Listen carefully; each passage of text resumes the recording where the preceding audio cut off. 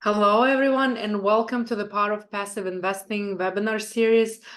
We have a very interesting guest today, Vessi Kapoulian.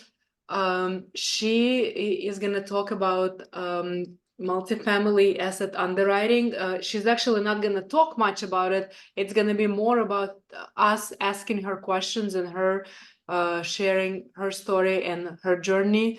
But let's start by welcoming Vessi. Vessi, welcome to our club. We're happy to have you here. Thank you so much, Elena. I'm really excited to be here today and hopefully leave everyone with at least one golden nugget and really excited about analyzing deals and numbers. Sounds good. Sounds good. And Vessi, why don't you start with sharing with our audience a little bit about you and your background, where you come from, what you've done, and what are you doing now?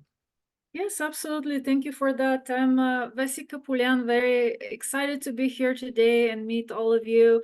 Originally from Bulgaria, came to the US many moons ago. That was my dream, to come and study in the US, and really feel very happy and blessed to have made that dream real.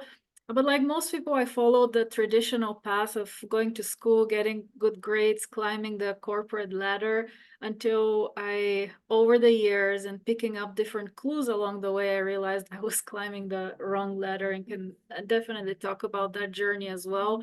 But that really prompted me to start looking into investing in real estate as a way initially to build my small little retirement portfolio nest egg. And over time, that grew into a cash flowing portfolio. And over time, that portfolio provided me with the option to exit the W-2 traditional employment world. And now I have the privilege of being a full-time real estate entrepreneur. So I was a commercial lender for 15 years up until last year, when I officially made the transition into real estate. And my journey was very incremental. Initially, it started with one single family home, then a duplex, then an 11 unit. And then after the 11 unit, I upsized to syndications, which is what I focus on today, specifically syndications for apartments or multifamily properties. And have the privilege of working with partnering both with active and passive investors, as well as helping others learn how to analyze deals and vet the numbers. Awesome. Thank you, Vessi, for sharing your journey, and thank you for being here. So, why don't we start with you sharing the perspective a little bit of active and passive investor when doing the underwriting and evaluating underwriting, how the perspectives are different, and what should passive investors look for when they're looking at the underwriting? Absolutely. And I'm so happy that you asked this question, because as an active investor, right, I feel like, even though it's not legally or officially like that, you have the fiduciary responsibility, right, to do your proper due diligence. And as an active investor, you do have access to a lot more information. As a passive investor, you also have fiduciary responsibility towards yourself and your loved ones. And I often like to say that passive investing is not as passive in the beginning while you're doing your initial diligence. And once the deal closes, then yes, you're not involved in the heavy lifting and day-to-day operations. But to answer the question specifically, what could passive investors do to vet an investment opportunity when it is presented to them? For me, usually it first starts with the operator and the market, but let's just, for purposes of this discussion, assume you've already gone through that process. You feel comfortable with the operator and their team, you feel comfortable with the market, and now you're looking at the last piece of the puzzle, which is the actual deal, and trying to understand, is this a good deal? Is this a good opportunity that I would like to invest in, and that I should really put my hard-earned money behind? And really what it boils down to is one thing, and that really has 5 different aspects, but that one thing is really understanding what are the assumptions that the operator is making to derive the projected cash flows and the projected returns that are being presented to me. Because I've seen many opportunities over the years that look absolutely amazing on paper, but once you start with great returns, great upside, but once you start peeling the onion, you realize that perhaps some of these assumptions are very optimistic. And I can definitely spend time talking about what those top 5 factors are that I would look at. And then the second piece is also, and that comes from my former commercial lender background, but I do think it is important to understand, both as an active but also as a passive investor, what the key risks are of the investment. Of course, the private placement memorandum outlines that in a more standard legalese manner over 10, 20 pages. But really, as you approach the deal, thinking through what are the key risks, and especially if you're new to the space, that may be a little bit more challenging to do. So at a minimum, asking that question of the operator and having that discussion with them to understand what the key risks are, and namely the downside. So understanding the assumptions to understand the upside, and then understanding the key risks so you can understand the downside. Thank you for that, Vessi. So let's stick for a little while with passive investors. So if passive investor is more or less novice and is not used to evaluating the deal, when they're looking at the underwriting, are there any red flags that they should look for that would help them determine whether it's a deal that should continue evaluating or they should drop it altogether? Yes, so there are a couple that I will mention. One is optimistic top line assumptions. And what do I mean by that is rents that are perhaps not easily achievable, or have a very optimistic view of the future. And as a passive investor, right, you, especially if you're new to a deal and new to a market, you may or may not know what optimistic is, but that's where you can, especially if you start seeing pretty steady rent growth increases year over year, like 5-10%. I mean, it may not be unusual to see that in year 1 and maybe year 2, especially if the property that the operator is purchasing is well under market, so they have some catching up to do with market. But once stabilized, right, in most markets, and depending on the market, and the rent growth will normalize. It won't be that 4, 5, 6, 7, 8, 9, or even 10% year over year. So understanding that and having conversation with the operator, even you may even ask for comps, for example, that they can share with your comparable properties that they've looked at to support those rent growth assumptions. I would say number 2 is also the expenses, not only the expense growth rate, but also looking to see if there's certain adjustments that were made for 2 key items, I would say insurance and taxes. Now, taxes may or may not adjust depending on the county, but more often than not, it will. And if you don't see that big increase in year 1, at least that would beg a question, hey, why is that not happening? And at that point, the operator can educate you. Well, maybe they're reassessing every 3 years, every 5 years, and that's why you don't see it in year 1 or year 2. A key item that a lot of people, I think, overlook also are the operating reserves. Now, that really boils down to one's risk tolerance. I would say my risk tolerance is not extremely high. So I personally prefer to see at least 6 months of operating expenses and debt service. That's roughly equivalent to 12 months of operating expenses. So if you see that, that's a very comfortable number. If I see something lower than that, usually I look for other buffers that maybe are already built into the deal, but not necessarily other areas that the operator is not necessarily accounting for, maybe adding another unit and this and that. That's not currently in the projection, but there is additional buffer there. So there may be some flexibility around that number, but I feel, especially in the current environment, we're seeing deals where people had maybe 1 or 2 months, maybe 3 at most, worth of expenses. And unfortunately, there are a lot of things you cannot predict, right? Certain things you can forecast, but you cannot forecast anything and everything that will occur throughout the whole period or the tenor of the deal. So the reserves I think of as the rainy day fund. Very similarly for CapEx budget, I would like to see at least a little bit of a buffer, at least 10%. If there is there always, I can tell you almost always, cost overruns or unexpected situations there. So it's best to build that buffer up front, so you don't put yourself in a situation where you have to depend on cash flow to fund those unexpected surprises, or even worse, which is what we're seeing today, initiating a capital call to ask for additional funds from investors. And then really 3 simple things that I look at to vet deals, and maybe from a passive investor's perspective, is definitely would like to see cash flow on day one, and that will be basically the difference between your revenue minus expenses, minus debt service, minus asset management fees.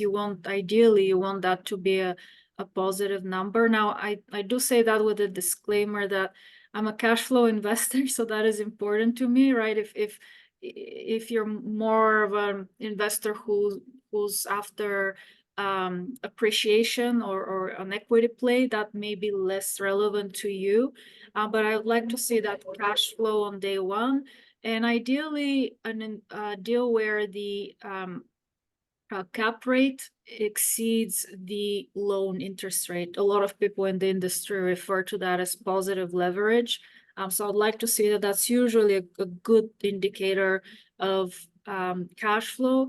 And then last but not least, break-even occupancy, which is effectively the level at which your revenue is just barely enough to cover your operating expenses and debt service. So personally, I would like that number to be 80% at most, and ideally lower once the property is stabilized. So these are maybe, I would say, 3 simple or key performance indicators that people could also look at to determine, is this worth digging into further, or should I move on to the next opportunity?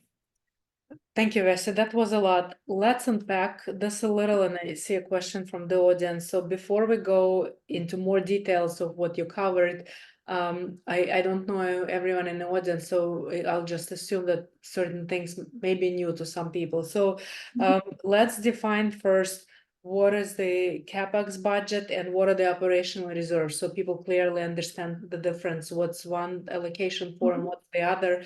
And then on top of it, talk a little bit about what the bank requires with DSCR and what DSCR is versus how much you're expecting the operator to have of each. Okay.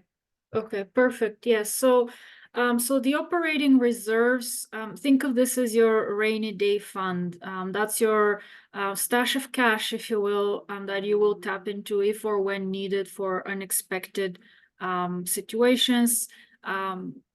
Many of you maybe think of it as your bank account. You always like to have that minimum balance there that you don't want to go under. And that's your emergency fund. That's another way to think about it. Your CapEx budget, or CapEx refers essentially to capital expenditures, which is in effect your activities related to updating the property. Maybe you're updating the interior of the units, changing cabinets, changing floor. Maybe you're updating the exterior of the units, whether that's painting the facade of the building, or perhaps building a dog park and creating other amenities.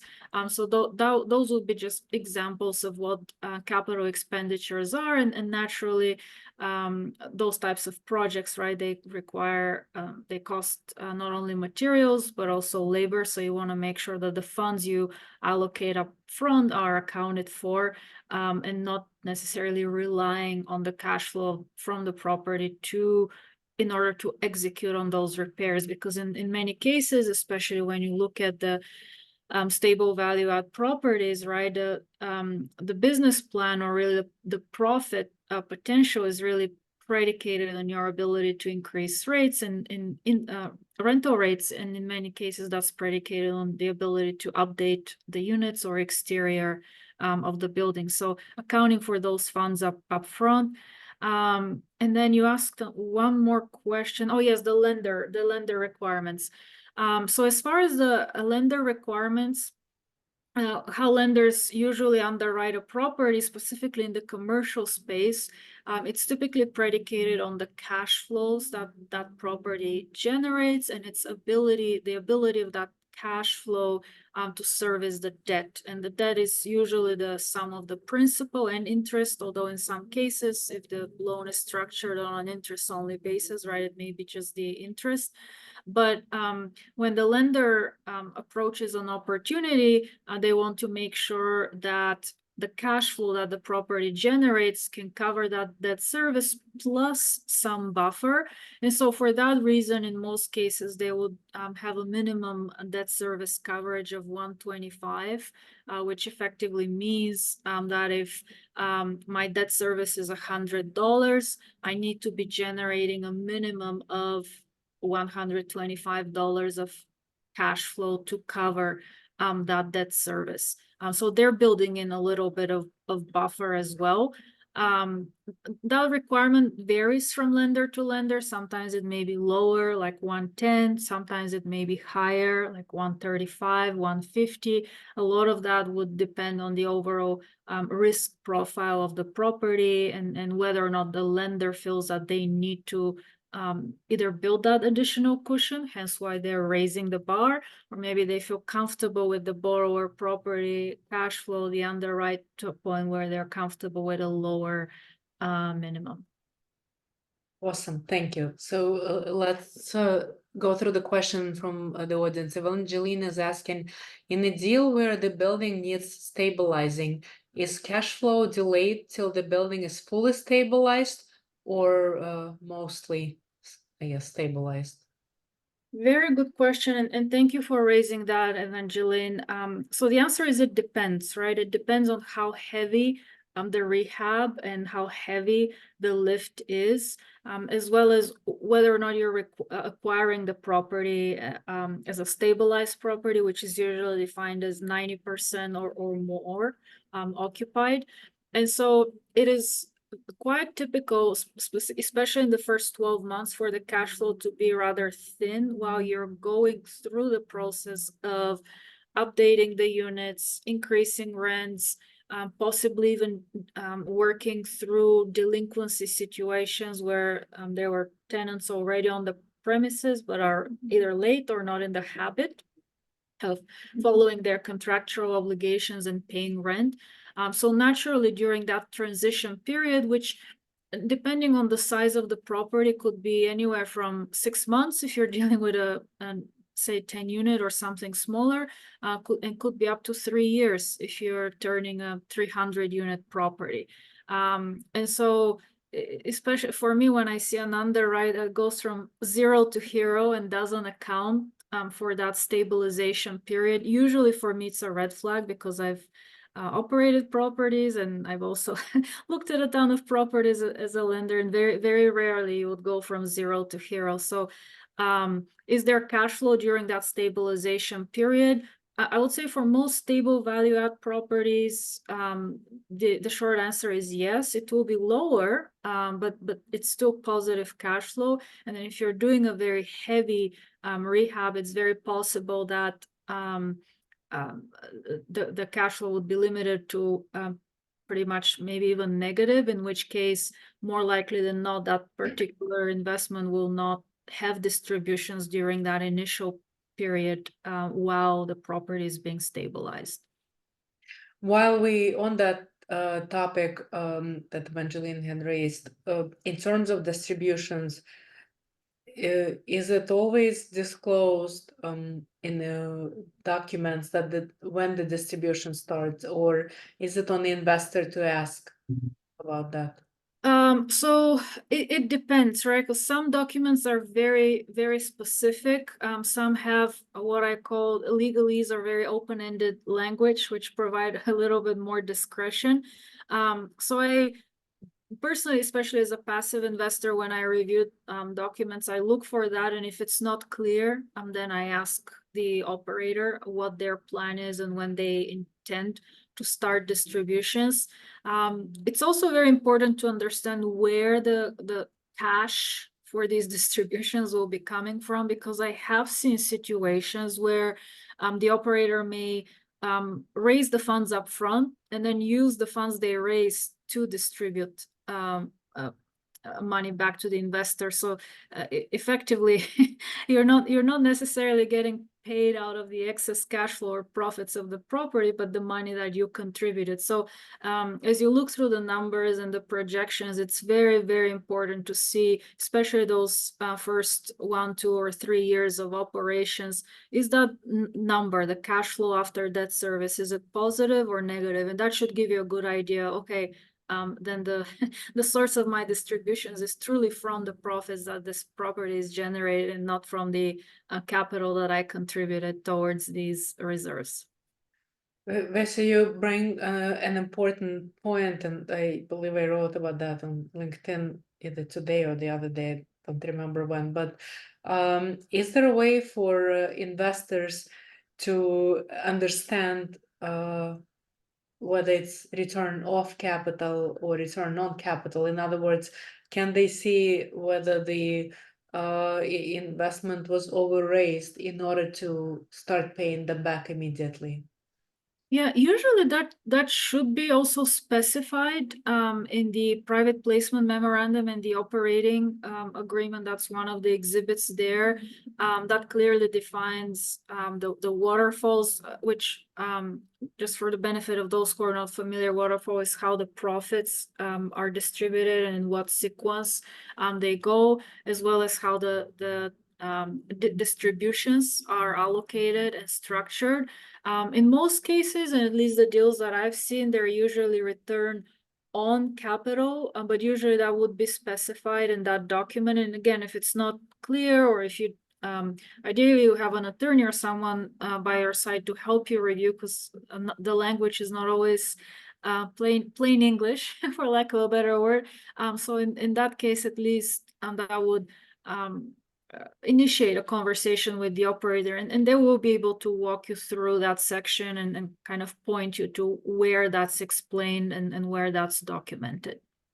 Yeah, and another question on top of it, can investors determine either from underwriting or from the documents whether the funds were overraised specifically to start paying them distribution from that raise?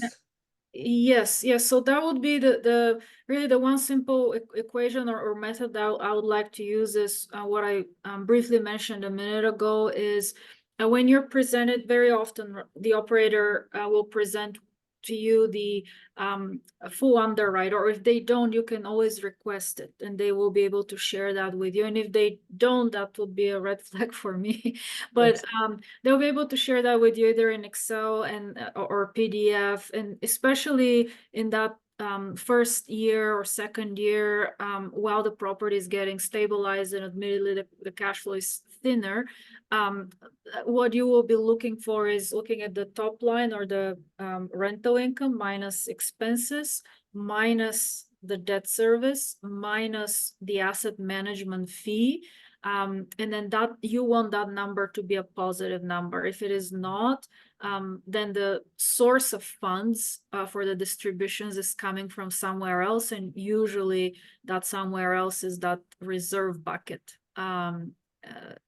operating reserves or capex reserves. So that would be one maybe easier way to find out. And very similarly, I did a video on it recently. Is oftentimes people think, well, my distributions are coming along, everything's going fine, and all of a sudden they get a surprise, right?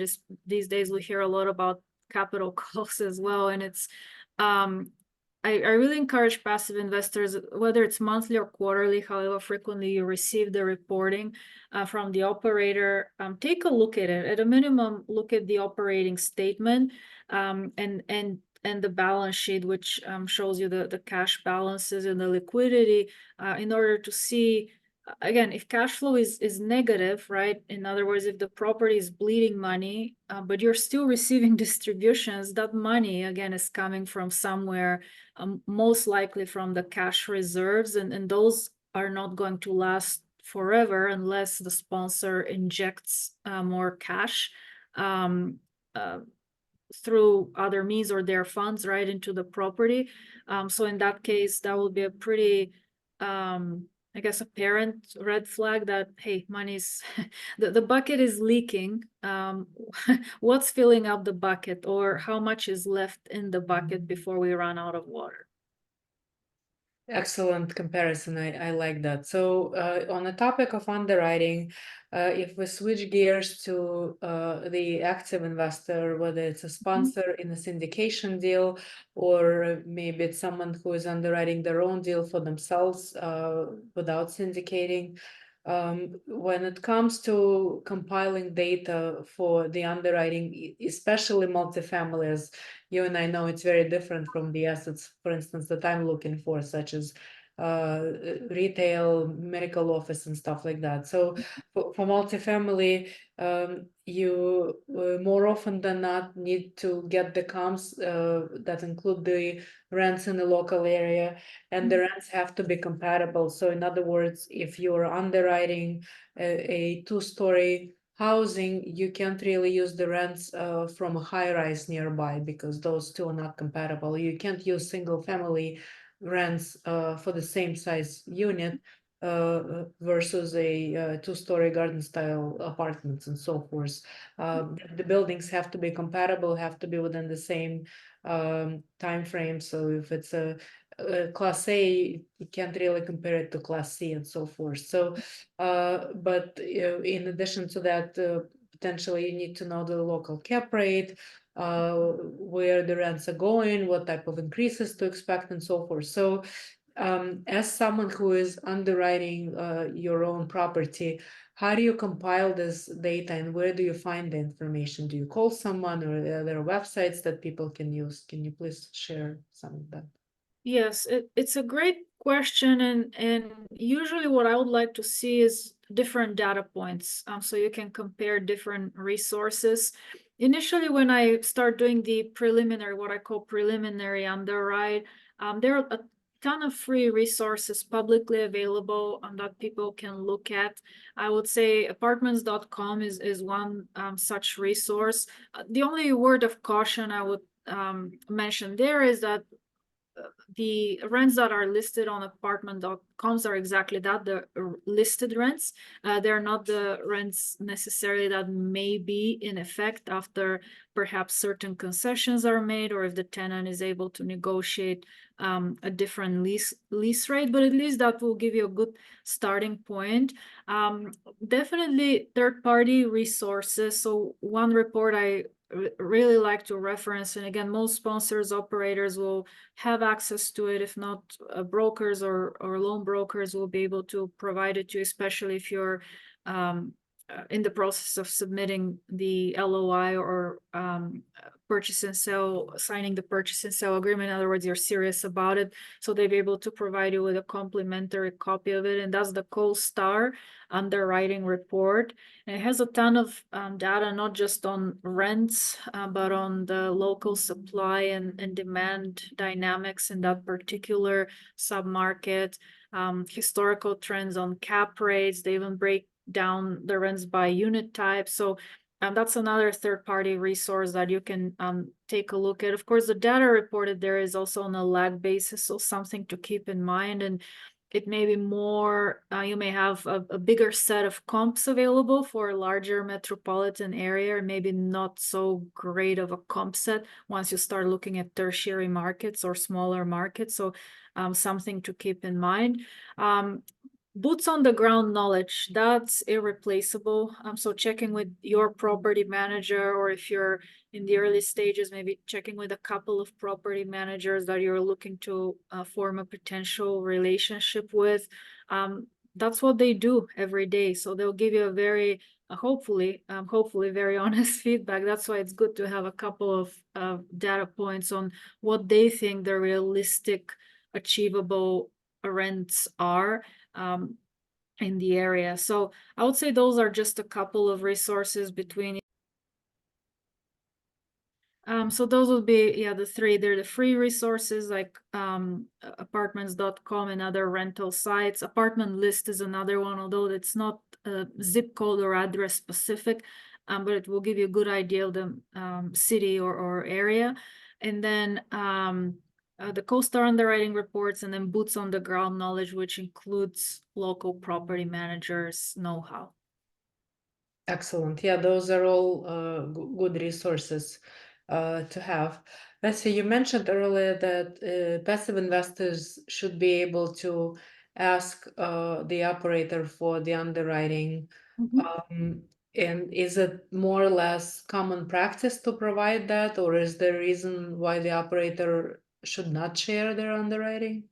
I cannot think of a reason why they would not share it. The one or two documents they might not be able to share are the source documents they use for that underwriting, like the T12 or the trailing 12-month operating statement or the rent roll, because those particular documents, they're probably under an NDA with the seller. So if for any reason the transaction doesn't go through, they may be liable for sharing that information. But they can share the output, which is their underwriting, whether it's in Excel or PDF, however they choose to share it.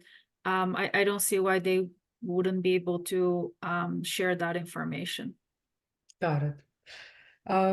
So in terms of underwriting of apartment complexes, are there differences, and are these differences significant when it comes to underwriting properties in a different condition? Let's say you take in something that requires light cosmetic renovations, maybe just changing the appliances in the kitchens and stuff like that, versus having an apartment building that is in a poor shape and maybe has structural issues, and the vacancy is not only high, but you're also required to have the full building vacated so that you can take care of the structural changes. So how would the underwriting be different for these two? Yes, so first of all, with the stabilized property, your stabilization period, again, depending on the size, could be anywhere from 12 to 18 months, or maybe if it's a 300 unit, a little bit longer. In that case, your capital expenditures or CapEx budget is likely not going to be as high, right? It will account for just those basic updates that you just mentioned. And in most cases, when you're looking at those stable value-add properties, most likely you will have what's known as a permanent financing in place, which is a long-term, and by long-term I mean 5 or 7 year debt in place, preferably with fixed rate. As a lender, I always encourage, former lender, I always encourage my clients to fix their rate. Not all of them chose to do that, but as an operator, I prefer to do that. For a variety of reasons, but that will be the type of financing you're more likely to encounter. Now, in the other scenario, again, depending on the size of the building or how heavy of a lift it is, first of all, you're definitely going to be, the operator should be raising quite a bit of a rainy day fund or buffer operating reserves. Why? Because during that initial lift stage, the cash flow is likely going to be negative, especially again if occupancy is under 90, and once they start rehabbing units, it will probably, that vacancy factor will increase further. So you definitely want to make sure that you have vetted the capital expenditures bucket through third-party sources, maybe various contractor bids, accounting for additional buffer percent in there, and definitely staging the underwrite by month to see how that will progress over time. I will say doing the monthly planning actually applies to stabilized properties as well. That's really how you can see the evolution or the timeline of how the property reaches a stabilization level. And then for those heavy rehab properties, very rarely the traditional banks or agencies would opt in to finance those. Banks and agencies would typically finance what's known as stabilized property. So for those, you're more likely than not looking at short-term loans, known as bridge loans.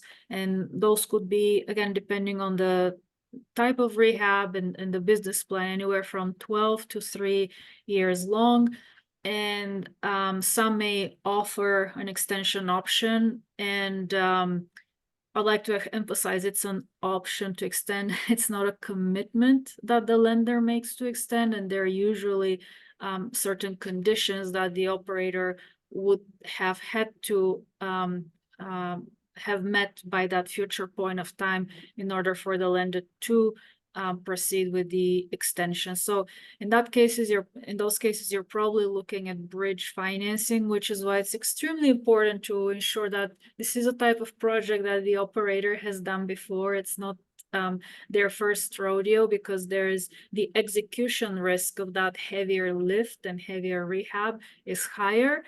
For that reason, as a passive investor, I would also require higher returns to compensate for that higher level of risk that I'm being asked to take, especially during those first 2-3 years of 1, 2, or 3 years while the property is being rehabbed. And it's also important to understand the exit strategy, right? What happens after 3 years? Are we going to sell the property? Are we going to refinance it and hold it maybe for a couple more years? And if that's the case, how are we underwriting the exit? Are we adjusting for market fluctuations? One way to do that is by giving our best guess at forecasting the cap rate, and that's a whole other topic I can dive into. Making sure the exit, specifically if it entails a refinance into more permanent debt, has realistic assumptions of the exit loan to value, the projected interest rate at that future point of time. In other words, positions the property to a hopefully relatively conservative assumption is made to where the property is positioned for a more stabilized exit. But it's important to understand that upfront and not 3 years from now trying to come up with a plan. Awesome. Very detailed questions, answers, Vessi. Let's move a little bit further out in terms of underwriting and tap into your expertise as a former banker, lender. So if someone come into the space of underwriting multifamily and applying for financing, are there things that investors can prepare and have ahead of time, and not look for the last minute when going to the banker? Mm-hmm. Yes, for me, it always starts very similar as an investor, right? I start with the people, the market, and then the deal comes last. A lender would think through that situation in a very similar manner. They start with the people, then the collateral, and then lastly the numbers and understanding the cash flow.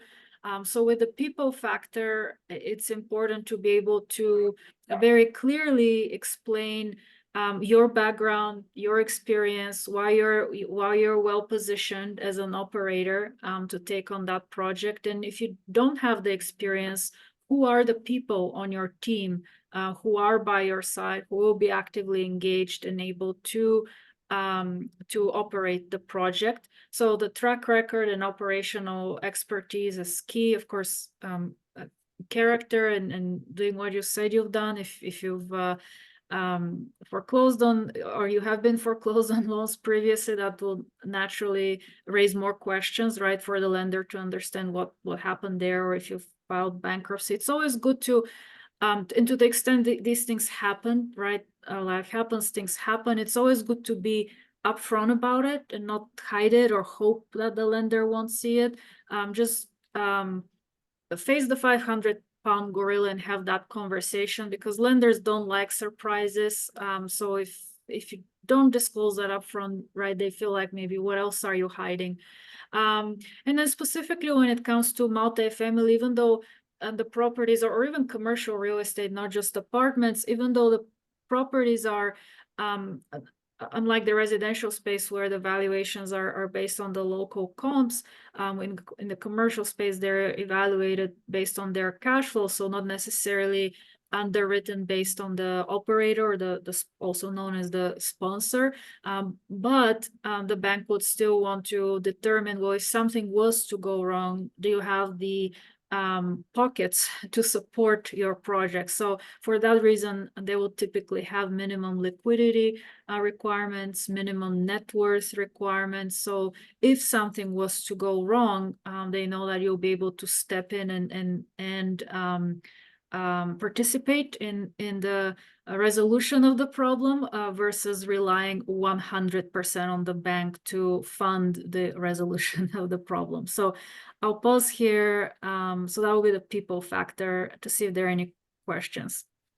So, Vessi, you mentioned the kind of indirectly the two different types of loans, non-recourse and recourse. And maybe for our audience, go into a little bit of definition what the two are, and then how does one decide if they have two different loans? Obviously, they come with different packages and different rates, but how does one decide whether it makes sense for them to take recourse or non-recourse loan? And I'm assuming it's not just because the rate is lower for the recourse you take it on. Right, absolutely. Yes. And so to answer the first part of the question, yes, the non-recourse effectively means that if something was to go wrong, right, the bank is likely not going to go after your personal assets. In other words, you individually as a person are not on the hook. Now, if you walk away, I will say there are a couple of things. Typically with those non-recourse arrangements, and they're the so-called bad boy provisions. So if you do something fraudulent or illegal, out of character, and sometimes the language can be pretty open-ended, right? So those non-recourse loans can very quickly become recourse. So that's something to be aware of. But even then, what you do and how you do it also matters. So if you turn in the key to the bank and walk away, it's a very small world. Lenders talk to one another. The real estate space is very small. People know each other. So if that's the character that you're building, if that's the brand you're building, right, there will be some hesitance of doing business with you going forward. So I only say that because for me, even if I enter into a non-recourse loan, I always treat it as recourse, because at the end of the day, it still boils down to my name, my brand, and my reputation. And that's, I've taken years to build that. So, and it's very typical especially once you start working with local banks and lenders. In that case, it's very typical to see the recourse being added, meaning that's the personal guarantee, and that could be unlimited, that could be limited to the amount of the loan, or partial guarantee, maybe shared between even partners. That can be structured in very different ways. But that's one way the lender looks to mitigate the risk. Now, in exchange for that, a personal guarantee, as Elena mentioned, sometimes those types of loans may have lower rates. Then in that case, you're most likely dealing directly with the lender and your relationship manager. You have that direct dialogue. To the extent situations arise, there may be a little bit more flexibility to work through those and amend the loans. You're not dealing with some servicer that gets changed every 6 months, and you're calling a 1-800 number and you they have no idea what's going on, and you have no idea who's going to pick up the phone, right? So there are always pros and cons. Once you start going into the CMBS or life insurance companies or the agency world, yes, the likelihood of you getting a non-recourse loan, which is important, right, for a lot of sponsors, is key. But in that case, you pretty much get very canned standard agreements. You can't really negotiate terms that much. And that's kind of the price you pay. So it really boils down to what is more important to you. Is it the flexibility? Is it the relationship building? Is it pricing? Or is it other terms and the recourse provision? Excellent. And then for someone who is newer to the multifamily space, building their credibility, how critical would you say, again, from a lender standpoint, as a former lender, for them to build a relationship with lenders ahead of time versus coming in and saying, I have this project, can you help me with financing? I would say it's very important, right? Because at the end of the day, it's still a people business. And it takes time to build out relationships. It takes time for them to get to know you. Frankly, it takes time for you to get to know them and understand how they do business. Maybe you love the particular relationship manager, but maybe the institutions they work for has more limited capacity, whether it's in the size of loans they do, the types of loans they do, because banks have their own internal guidelines and limits. And so if you walk in the door with a $10 million loan, the last thing you want to do is find out last minute that they can maximum do 2 to 3 million, right? So it's important to understand the dynamics on both sides of the equation. And I would often say, I know a lot of times people go or try to go with the lowest rate, and that's, to me personally, at least, not the most important factor. Certainty of close, having the relationship, having the opportunity to at least have a dialogue, are aspects that are, at least personally, very important for me. If that's not important to you and you're more transactional in nature, then by all means, yeah, go after the lowest pricing. But it's important to take that into consideration. And that's where having that upfront relationship is key.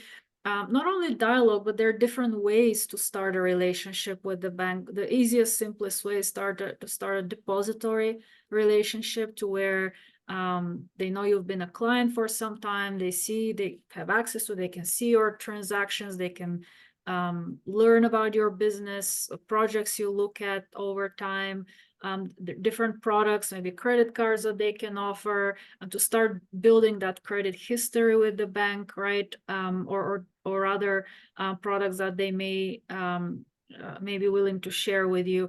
So it's not always necessarily a loan relationship, right? There are different ways one can start building that track record. And that particularly applies, again, for directly dealing with banks and lenders, not as much with the agencies or larger institutions. That's fair. So, Vessi, let's take a specific case for someone like you and me living on a coast where the prices for multifamily, or for that matter, any asset are too high for us, people that are underwriting assets are too high to afford. So we're typically going into other markets that are a lot more affordable for us. So in that case, would you say it makes sense to build a relationship with the banker in a local market where you're looking for property, or in a market where you reside? It really depends, right? The local banks have their advantages as well, because they know the local market, so they may be more flexible, more willing to work with you, again, by virtue of their knowledge of the local area.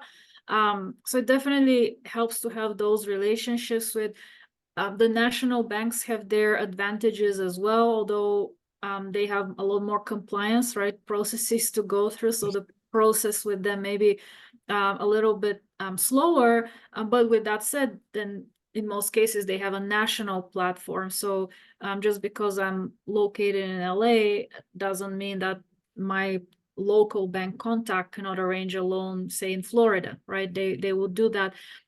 Very often, if that's the case, right, they would want to make sure that you have someone local, local partner, boots on the ground, local property manager with a good track record that is working with you in operating the property versus you doing that remotely on your own or even with a partner.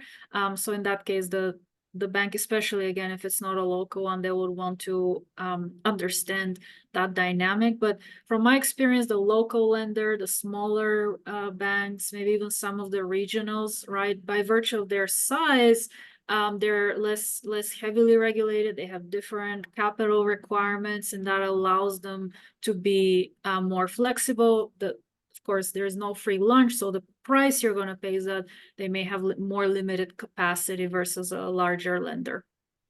Excellent. I love it. Thank you for sharing that. We usually like to wrap up our presentations with a couple of typical questions. So, number one, how do you like to give back typically?